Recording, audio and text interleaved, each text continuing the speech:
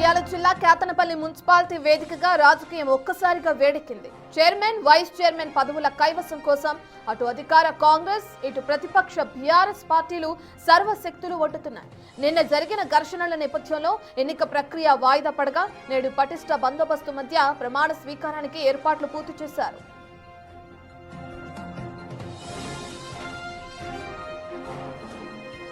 పట్టణంలో ఎక్కడా అవాంఛనీయ సంఘటనలు జరగకుండా పోలీసులు మూడంచెల భద్రతా వ్యవస్థను ఏర్పాటు చేశారు.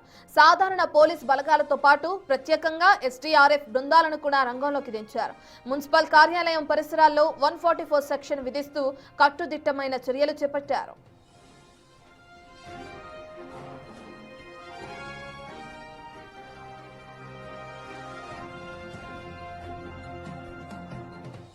రాజకీయంగా చూస్తే కాంగ్రెస్ తరపున మంత్రి పొన్నం ప్రభాకర్, ఎమ్మెల్యే కవంపల్లి సత్యనారాయణ వ్యూహకర్తలుగా వ్యవహరిస్తుండగా బీఆర్ఎస్ పక్షాన ఆసిఫాబాద్ ఎమ్మెల్యే కోవా లక్ష్మి పార్టీ కౌన్సిలర్లను ఏకతాటిపైకి తెచ్చే ప్రయత్నం చేస్తున్నారు.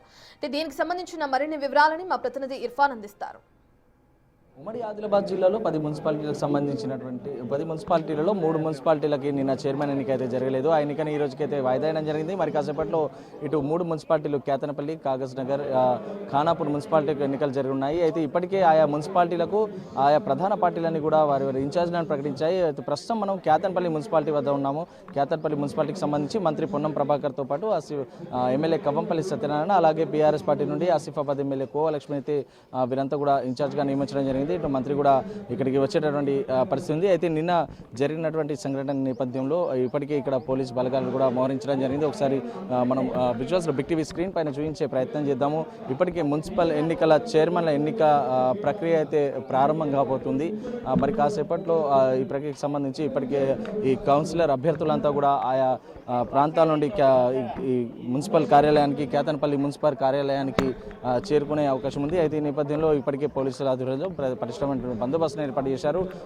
ఇటు కేతనపల్లి మున్సిపాలిటీలో ఫ్లైఓవర్ ముందుగానే అక్కడి నుంచి దాదాపుగా 6 కిలోమీటర్ దూరం నుంచే భద్రతా వ్యవస్థను అయితే ఏర్పాటు చేయడం జరిగింది. ఇటు బ్యారికేడ్లను ఏర్పాటు చేసి ఎవరిని లోపలికి రానివ్వకుండా పోలీసులు అయితే ఏర్పాటు చేసినటువంటి పరిస్థితి ఉంది. అక్కడ 3 అంచెలుగా భద్రతను ఏర్పాటు చేసి అందరినీ పరిశీలించిన తర్వాతనే వారిని లోపలికి అనుమతించేటటువంటి పరిస్థితి. అయితే ఈ కేతనపల్లి మున్సిపాలిటీకి సంబంధించి మంచిర్యాల సిపిఐ ఇటు 14 స్థానాల్లో, అంటే మంచిర్యాల సిపిఐ పొద్దుతో 14 స్థానాల్లో మెజార్టీ సాధించి కైవసాన్ని చైర్మన్ పీఠం కైవసం చేసుకుంటున్నట్టు భావించినటువంటి నేపథ్యంలో నిన్న సమయానికి వారంతా కూడా కౌన్సిలర్ అభ్యర్థులు రాకపోవడంతో ఇటు ఎన్నిక వాయిదా పడినటువంటి పరిస్థితి ఉంది. అయితే అక్కడ చెదురుమదురు ఘటనలు జరిగినటువంటి నేపథ్యంలో ఇటు ప్రధానంగా నిన్న మాజీ ఎమ్మెల్యే బాలకృష్ణన్ కూడా ఇటు మంత్రి వివేక్పై చేసినటువంటి కామెంట్స్ నేపథ్యంలో, పోలీసులపై చేసినటువంటి కామెంట్స్ నేపథ్యంలో ఎలాంటి అవాంఛనీయ సంఘటనలు మళ్ళీ గొడవలకు తావివ్వకుండా ఇప్పటికే భద్రతకు సంబంధించి పటిష్టమైన ఏర్పాట్లు అయితే పోలీస్ శాఖ ఆధ్వర్యంలో చేయడం జరిగింది. పోలీసులతో పాటు ఎస్డీఆర్ఎఫ్ టీం కూడా ఇక్కడ ఎస్డీఆర్ఎఫ్ టీంను కూడా ఇక్కడికి అందుబాటులోకి ఉంచడం జరిగింది. ఇక్కడ ఏదైతే కేతనపల్లి మున్సిపాలిటీ ఎన్నికలకు సంబంధించి ఒక సమస్యాత్మక కేంద్రంగా భావించి పోలీసులు అయితే భారీ సంఖ్యలో మోహరించడం జరిగింది. అయితే మరి కాసేపట్లో కేతనపల్లి మున్సిపాలిటీకి సంబంధించి ఇటు పాలక వర్గం కూడా ప్రమాణ స్వీకారం చేయనుంది. ఇటు చైర్మన్తో పాటు వైస్ చైర్మన్ల ప్రమాణ స్వీకారాలు కూడా ఈరోజు జరిగే అవకాశం ఉంది. ఈ ప్రమాణ స్వీకారాలు కూడా ఎలాంటి అవాంఛనీయ సంఘటనలు జరగకుండా సాఫీగా జరిగేలాగా ఇటు పోలీస్ శాఖ ఆధ్వర్యంలో ఇటు ఎన్నికల అధికారులు కూడా ఏర్పాటు చేసిన పరిస్థితి. మొత్తానికి ఇటు కేతనపల్లి మున్సిపాలిటీ వద్ద హై టెన్షన్ వాతావరణం అయితే నెలకొని చెప్పవచ్చు. Video journalist Bhumesh Irfan, big TV, Kethanapalli నుంచి.